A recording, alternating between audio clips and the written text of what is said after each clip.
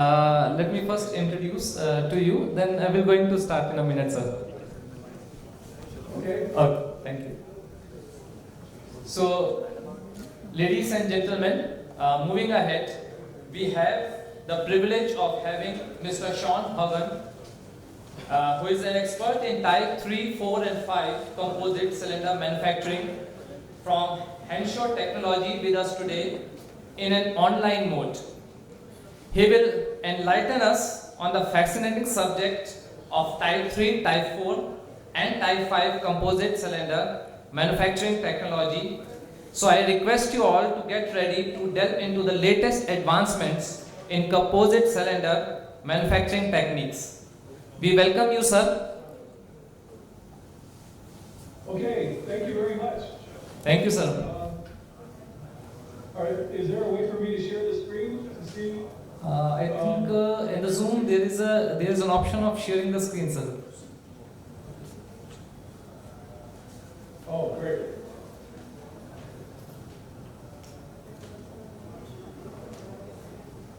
So now you can share your screen with the green button. It has been enabled. Okay, thank you. Thank you. Can you see it now? So please share your screen. Okay.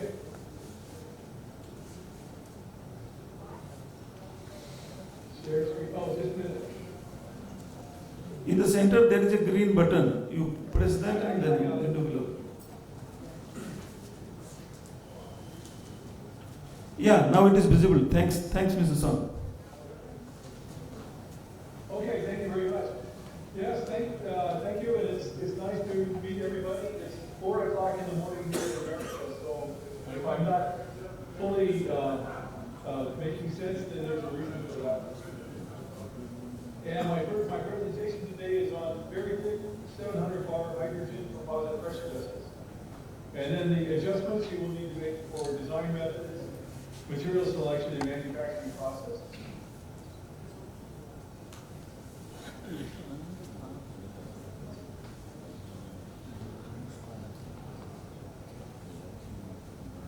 First, let me introduce my company and my team on Composites. We are an engineering technology company who specialize in filament winding and composite pressure vessels technology. We have offices and teams in Denver, Colorado, in the United States, in Los Angeles, and in Bangkok. I'm Mr. Shaun Hogan, the president and chief engineer. I've got more than 40 years experience in the design, manufacturing, and testing of high-performance composite structures and composite pressure vessels.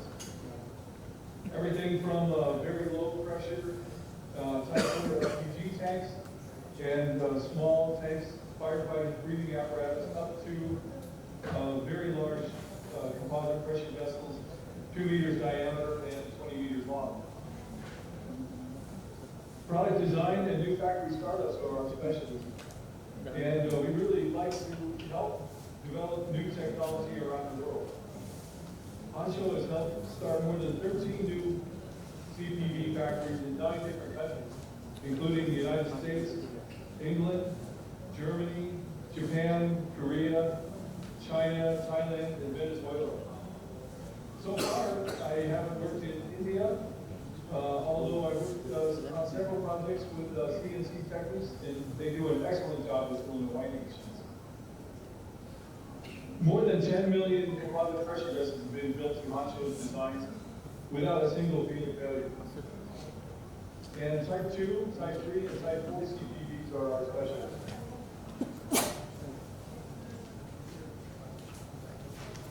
I'd also like to introduce and announce a new, I recommend you use it for CNC and also for hydrogen. Sorry to interrupt, yes. Mr. Shaun. Your screen is not visible, so can you please share it once again? Okay, I'll do that. I thought there was something happening. Suddenly it disappeared, so you can share it once again. Okay, I got it. Okay.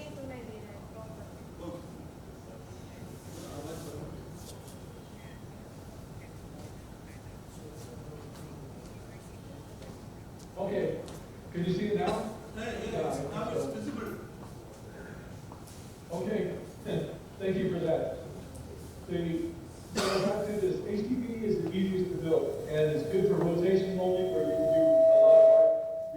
done, and then you can switch to blow molding or injection molding. But the problem with HDPE is it has high permeation.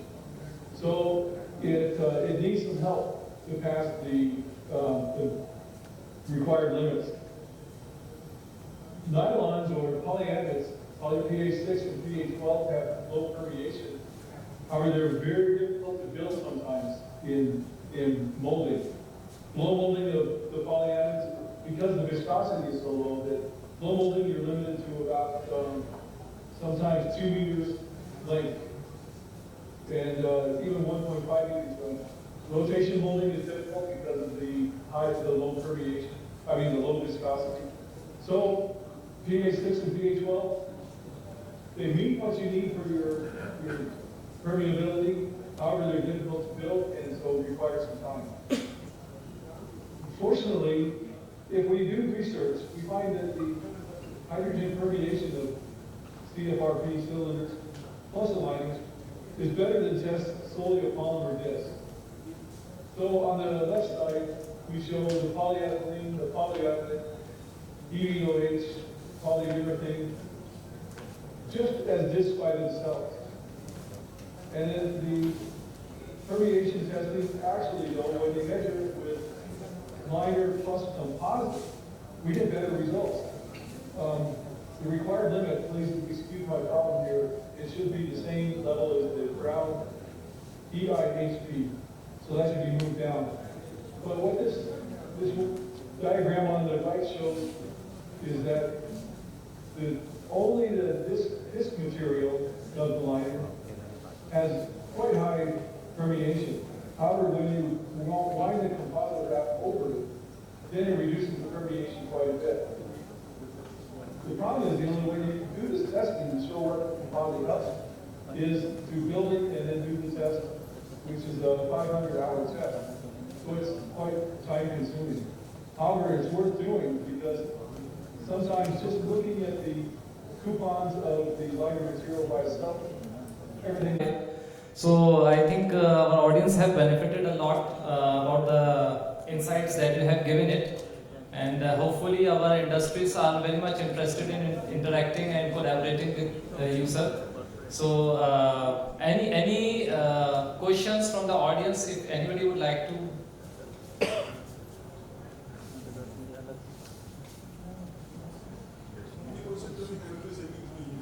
Okay, so sir, any questions if it is coming from the audience side, we will be sending you through email, sir.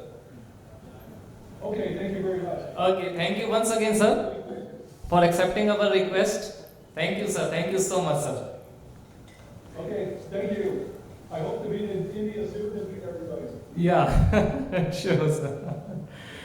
Okay, sir. Thank you. Thank you.